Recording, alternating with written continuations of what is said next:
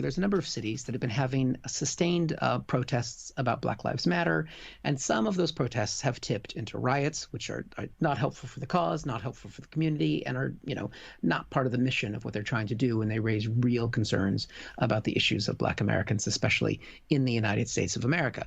Now, this is technically a local issue in the U.S., local policing and that kind of thing, but it really winds up Donald Trump. Just doesn't like it.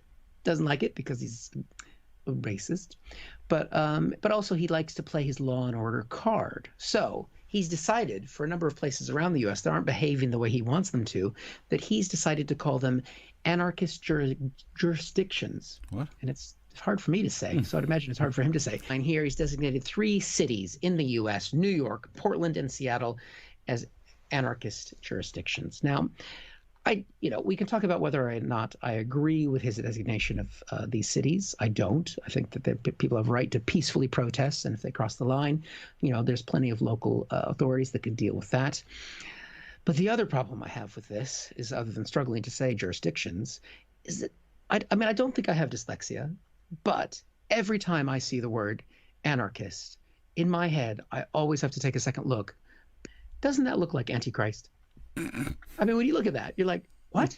Antichrist jurisdictions? I know things are bad. Is it as awful as that? Is it gone to the Antichrist level? Here's a shot from New York just yesterday. Okay. Maybe that is something that needs to be dealt with. That does look a little bit concerning. All right, well, let's go to the other side of the country. Let's look at Portland.